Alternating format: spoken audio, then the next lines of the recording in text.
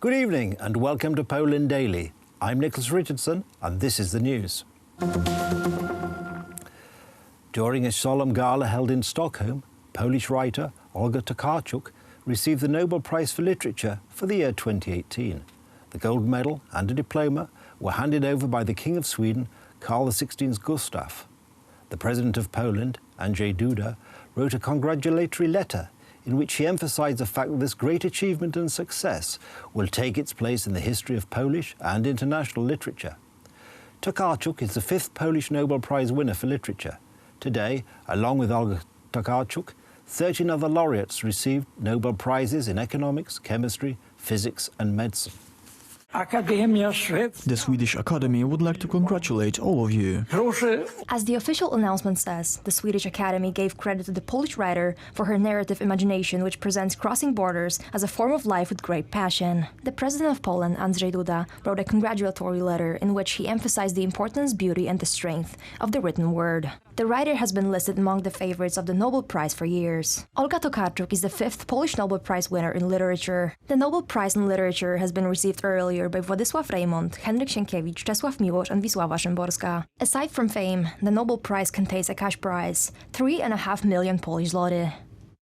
The Supreme Audit Office announced today their report and findings following an audit of one of the projects run by the Ministry of Justice. In connection with the improprieties identified in the report, the Supreme Audit Office filed a series of motions to the Attorney General's office. The opposition interprets this as evidence of a continuing conflict between Marian Banash, the president of the Supreme Audit Office, and the ruling Law and Justice Party. The Supreme Audit Office emphatically denies these allegations. The Supreme Audit Office focused on an audit of the program of the Justice Ministry Work for Prisoners. The office announced a total of 16 motions to the Attorney General office, with half already filed and the rest in the final stages of preparation. If someone has any reasonable suspicion that anyone has a real influence as to the results of the findings of the agents of the Supreme Audit Office, they have only one option: it is going to the Attorney General. The context of time coincidence or external events coincidence have no merits in this case, because they just could not. The person responsible for the inception and implementation of the Work for Prisoners project was Patryk Jaki, back then the Deputy Minister of Justice and now an MEP, who reacted strongly to the Supreme Audit Office allegations. I am flabbergasted with those ridiculous allegations. It is obvious to me that the allegations are just a political game. As a result of the great program, the National Treasury lost nothing.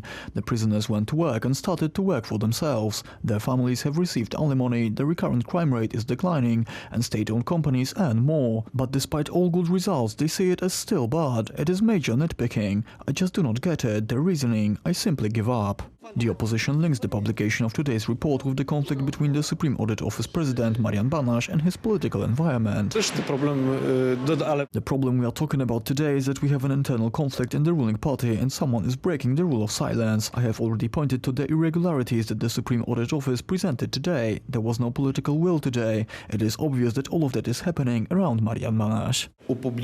Firstly, we have to make public the findings of Marian Banash's report. Next, we have to bring Marian Banash in front of the State Tribunal and there will be no problem anymore. I do not understand why the Law and Justice Party doesn't want to take such steps. Politicians of the Law and Justice have been saying all along that the best solution to the crisis around the President of the Supreme Audit Office would be his resignation. However, nothing indicates that Marian Banash is going to take advantage of this option. In the report published today, the Supreme Audit Office indicated 27 cases of awarding contracts in violations of the provisions of the public procurement law for over 115 million zloty, and a dozen or so cases of lowering the amount of rent for industrial halls leased. Losses on this account may amount to 37 million zloty.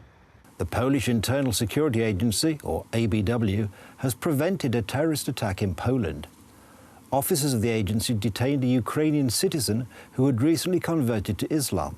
According to the ABW, the Ukrainian was planning a terrorist attack in one of the shopping malls in the city of Puławy, in the southeast of the country. On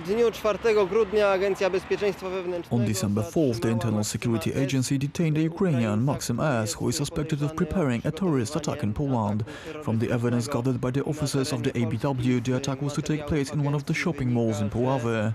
Among the possible scenarios was an attack with a booby-trap car, explosive vest or an automatic rifle.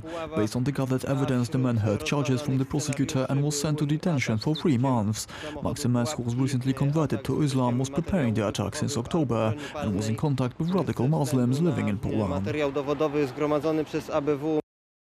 Today, the new European Commissioner for Justice, Belgian Didier Reynders, ahead of a meeting of the EU's justice ministers, accused Poland and Hungary of backsliding further on democratic standards. Hungary's Prime Minister Viktor Orban this month pushed to limit the liberal dominance in the country's theaters.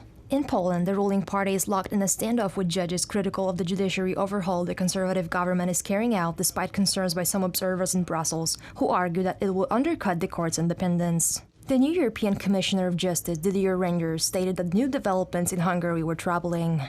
So I'm sure that we'll continue to work now in the Council about the two difficult cases that we have.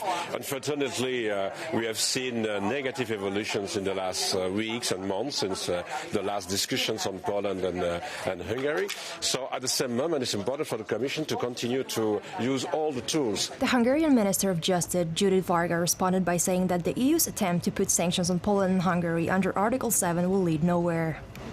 And we've been here for more than 50 months now, and this procedure leads us nowhere. It is based on false accusations, and it raises mistrust among member states. However, we will be always ready to defend Hungary, and we are prepared for today's hearing as well. Thank you very much. Since Orban won power in 2010, his right-wing Fidesz party has rewritten Hungary's constitution. Critics also accuse Orban of having gained control of state media and businessmen close to the prime minister and the party having built empires. That's the news. Thank you for watching. Stay with us for the weather, Poland Daily Business and more programs. But from me, it's have a good night and a better tomorrow.